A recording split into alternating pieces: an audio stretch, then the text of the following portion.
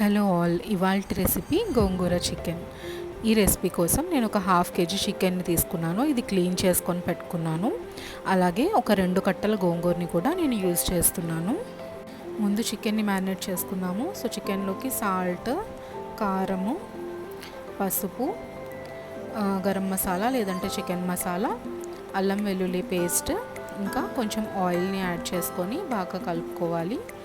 ఈ మసాలా అంతా చికెన్కి పట్టేలాగా బాగా మిక్స్ చేసుకొని ఈ చికెన్ని పక్కన పెట్టుకోవాలి. ఇప్పుడు మనం తీసుకున్న గోంగూరని ఇలాగా ఆకులు సపరేట్ చేసేసి నీట్గా క్లీన్ చేసుకొని పెట్టుకోవాలి. ఒక 3 ఆనియన్స్, ఒక 5 పచ్చిమిర్చిలు ఇలా రఫ్గా చాప్ చేసుకొని పెట్టుకోండి. నేనైతే ప్రెషర్ కుక్ చేస్తున్నాను. సో ఈ ప్యాన్లోని మనకి ఈ కర్రీకి కావాల్సినంత ఆయిల్ వేసుకోవాలి.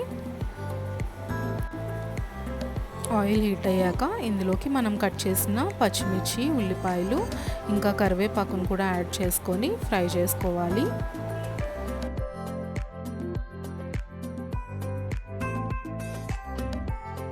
ఉల్లిపాయలు ఇలా కొంచెం ట్రాన్స్పరెంట్గా అయిన తర్వాత మనం ముందుగా మ్యారినేట్ చేసుకున్న చికెన్ని ఇందులోకి యాడ్ చేసుకొని కలుపుకోవాలి.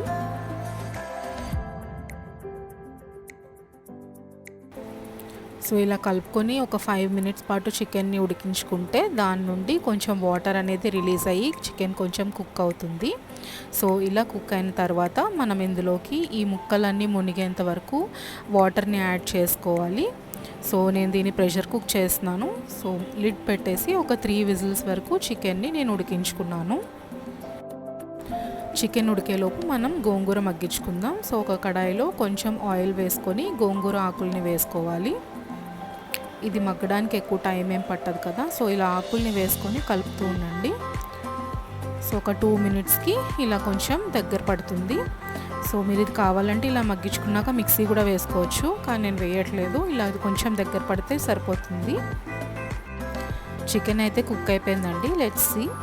సో ఒకసారి స్టవ్ ఆన్ చేసుకొని ఇందాక మనం మగ్గించి పెట్టుకున్న గోంగూర పేస్ట్ని ఇందులో వేసేసుకోవాలి. సో ఇది వేసుకొని ఒకసారి అంతా బాగా కలిసేలాగా కలుపుకోవాలి. సో ఈ గోంగూర పేస్ట్ వేసిన తర్వాత ఒక 5 నిమిషాలు కనుక మనం ఉడికించుకుంటే ఈ ఫ్లేవర్ అంతా కూడా చికెన్కి బాగా పడుతుంది. సో ఒక 5 నిమిషాలు చూసారా దగ్గరగా చిక్క గ్రేవీలా అయింది. అంతే అండి, ఎంతో టేస్టీగా ఉండే గోంగూర చికెన్ రెడీ.